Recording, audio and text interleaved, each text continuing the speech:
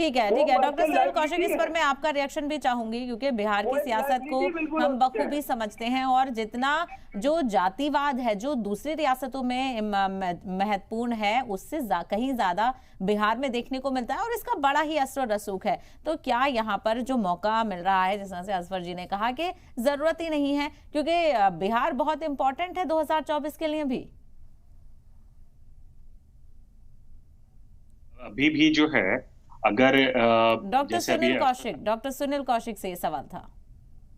नहीं देखो, भारतीय राजनीति में बिहार की भूमिका तो हमेशा अहम रहती है। हम्म। बहुत बड़े नेता वहां से हैं, और तमाम नेताओं ने जमीन से जुड़ी बातें रखी हैं संसद में। मैंने बहुत सुना है, देखा है, उनसे मिला हूं।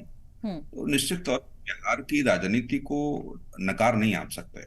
हम्म। लेकिन जो कुछ आज चल रहा है, आप ये देखिए, 2024 का चुनाव बहुत अहम है। अभी इंडिया गठबंधन के जितने भी घटक दल हैं, वो कॉमन मिनिमम तय नहीं कर पाए किन मुद्दों पर भारतीय जनता पार्टी के खिलाफ चुनाव लड़ना है। हम्म। सबसे महत्वपूर्ण मुद्दे कौन से होंगे आपके पास? 2013 में तमाम मुद्दों के साथ जब बीजेपी आई, और ये लगता भी है कि उन मुद्दों को खत्म करने में बीजेपी नाकाम रही है, चाहे महंगाई हो चाहे बेरोजगारी हो। ये दो बड़ा अहम मुद्दे उस समय थे। भ्रष्टाचार भी बहुत अहम मुद्दा था जब अन्ना जी धरने पर बैठे। तो आपके पास ब्लूप्रिंट कुछ है क्या इन मुद्दों को खत्म करने के लिए? आपके पास कोई ब्लूप्रिंट तो देना पड़ेगा ना जनता के सामने, कि हम महंगाई ऐसे खत्म करेंगे, हम बेरोजगारी ऐसे खत्म करेंगे, भ्रष्टाचार को हम ऐसे लगाम कसेंगे। कोई भी बड़ा नेता, जितना भी आप प्रेस कॉन्फ्रेंस देख लीजिए या तमाम वार्ताएं आप देखेंगे, किसी के पास इस बात का जवाब नहीं है कि महंगाई होगी कैसे कम, बेरोजगारी होगी कैसे कम। क्या महंगाई और बेरोजगारी कोई राजनीतिक दल जड़ से समाप्त कर सकता है? इसके जवाब भी किसी के पास नहीं है।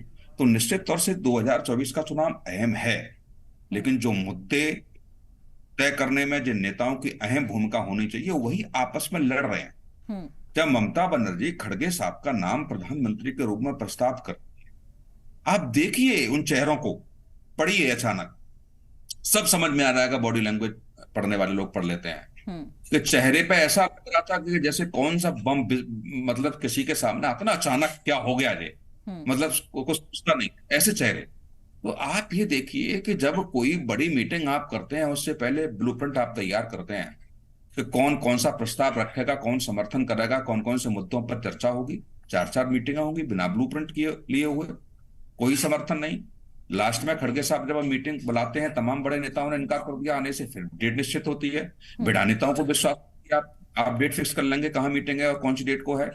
और दूसरी, आप देखिए कि जिन मुद्दों पर आप चर्चा करना चाहते हैं, आपने मीटिंग की, हर 2 महीने बाद आपकी मीटिंग होगी, तो कैसे काम चलेगा?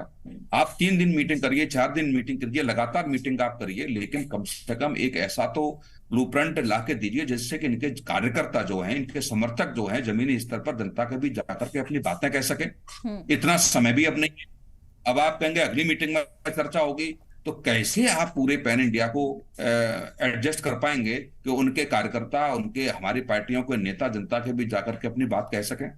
फिर आपको लगेगा कि फिर मीडिया गुमराह करने का काम कर रही है। जैसे अभी 4 दिन से आरोप लग रहे थे जेडीयू में कुछ नहीं है, मीडिया द्वारा फैलाया जा रहा है सब कुछ, और भाजपा भाजपा कर रही है सब कुछ, लेकिन ये सब चीजें निकल के आ गई। तो कम से कम वरिष्ठ पत्रकारों की राय तो आपको माननी पड़ेगी। अब आप उन राय को आप ये कहें कि नहीं साहब, ये किसी से मतलब किसी से प्रेरित होकर के पत्रकार या राजनीतिक विश्लेषक अपनी बात कह रहे हैं, तो ये सबसे बड़ी